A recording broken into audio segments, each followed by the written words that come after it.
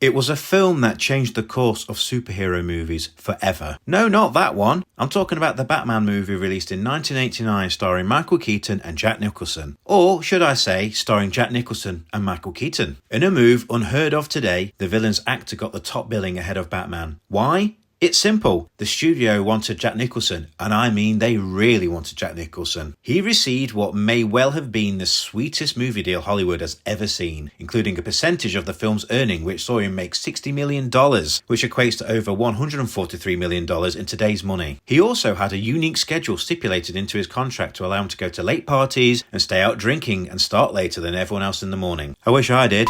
Pathetic. Is it? At the third stroke, the time sponsored by Accurist will... And then there's the infamous story about the studio using Robin Williams as bait to finally get Nicholson to sign. The studio would stop at nothing to get their man. Second billing is Michael Keaton as Batman. Most people at the time probably knew him best from Beetlejuice, so a lot of fans questioned the casting choice. 50,000 letters of complaint were even sent to Warner Brothers. I think we can all agree that the casting paid off in the end though. It's been said that Adam West, who played Batman in 1966, really wanted the part and was disappointed to not be offered it. But this is a very different film and a very different Batman from the one that West played. West's Batman was a camper, more colourful and tongue-in-cheek take on the character. This Batman is a grittier, darker version, and in truth, to me, this is Batman as he should be. I never went for the 60s version. I actually struggle to even consider them as the same character.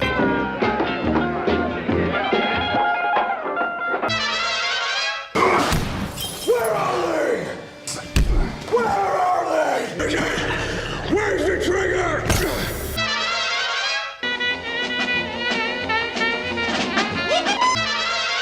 What are you? I'm Batman. A few years later, Batman Forever would be a compromise between the two. Can I persuade you to take a sandwich with you, sir? I'll get drive-through. But I think serious Batman with no Robin works best. The one thing I would say about how this Batman is completely different from all the other portrayals is that while past and future Batmen would be heroic figures who would save the day, in my opinion, this Batman is just an absolute lunatic. Take, for example, his overly dramatic entrance at the beginning of the movie. The way he doesn't even flinch after getting shot, or at least I think he takes the bullet. And my key evidence... Now you want to get nuts? Come on, let's get nuts. I think the guy is a complete wacko. Batman is a great hero, but he should always be a little bit unhinged, am I right? Is Batman a little crazy? Comments below, please. At the beginning of the movie, Jack Napier is already showing the attributes that will be amplified when he becomes the Joker. He's reckless, living in the moment with no thought to tomorrow. You don't worry about anything, do you, Jack? I answer to Grissom, not to psychos. You ain't got no future, Jack. You're an A1 nut boy. It's like the Joker is already in there waiting to come out. And when he does, oh boy, this is the best Joker adaptation on screen for my money anyway. The slow reveal of his transformation is great. Mirror. Mirror! The mirror. The mirror!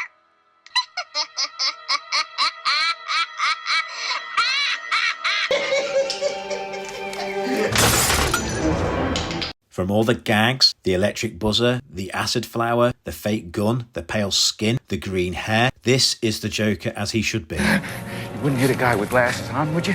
Huh? And I mean no disrespect to the other Jokers, they're nearly all fantastic in their own way, and we'll talk about them in depth at another time, but this Joker is the closest to my mind's eye when I think of the Joker. The one thing I'm not a fan of is him having an identity before his transformation, as well as his involvement with the Wayne murders. Traditionally, the Joker is a pure character with no background, as he is in The Dark Knight. Interestingly, Nicholson's Joker, Ledger's Joker, and Phoenix's Joker all share one story in common which heavily influenced each, the Killing Joke. If you've never read it before, it's well worth a read, and it's even been adapted to the screen. In that story, we see how the Joker was created in a chemical bath, which was the inspiration for this Joker. In his past life, we're shown how he was a failed comedian trying to make ends meet, which we'd see years later in Joker. During the course of the story, we also see Joker trying to send Commissioner Gordon insane to prove that anyone can go mad after one bad day. Some think Ledger's Joker goes to great lengths to try and prove in The Dark Knight. See, their morals, their code, they're only as good as the world allows them to be. I'll show you. When the chips are down, they'll eat each other.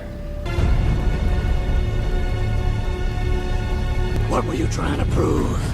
And deep down, everyone's as ugly as you. As I say, the story is well worth checking out if you get the chance. Rounding off the cast is Kim Basinger's reporter and love interest, Vicky Vale. Way back in the 40s and 50s, Vale was a character in the comics who always had her suspicions that Bruce Wayne was Batman, so naturally she would discover the truth during the course of the movie. She doesn't figure out on her own, however. She's shown right into the Batcave by Alfred for no reason whatsoever. I think he just wanted a piece for himself personally. Batman tells a great story. In the beginning, they show us how destitute Gotham is, and an attack very reminiscent of the Wayne murders takes place before we introduce the absolute lunatic that is Batman. This Batman, who could never turn his head, is somehow able to defeat Gotham's criminal underbelly single-handedly throughout the movie without displaying any physical prowess whatsoever. When we were kids, we just sort of accepted Batman could beat other bad guys without ever questioning why. The answer is, he's nuts. This is a hot take, but I think Batman just out-crazes everyone else in the movie and somehow comes out on top. I'm only slightly joking, but you can see what I mean. It isn't until Batman Begins that audiences were given some sort of respect by showing how he actually does what he does, but this was the 80s, and that's just how it was. It's like comparing Commando to John Wick. It was just a different time. So, what did I like? Well, I still think that this is the best looking suit, but the lack of turning of his head is ridiculous, isn't it? And I love the Batman logo, but I hate the one he actually has on his chest. I know Colin disagrees, but he is in fact wrong. I like how they play Bruce off as someone who's uncomfortable as the rich guy, preferring the intimate setting of the kitchen for dinner.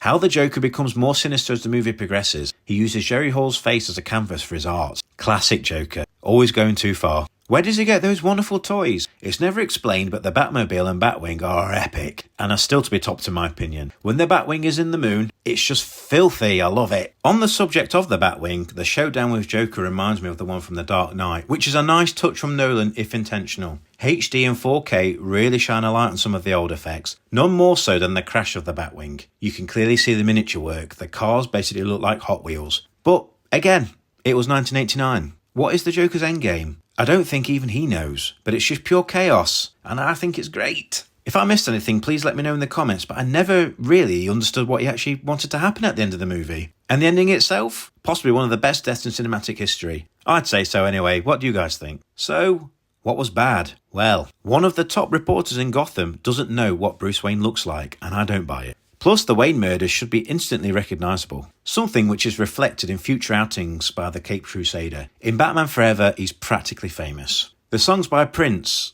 the film really didn't need it, and I think it actually really dates it quite badly. See also the boombox from the museum.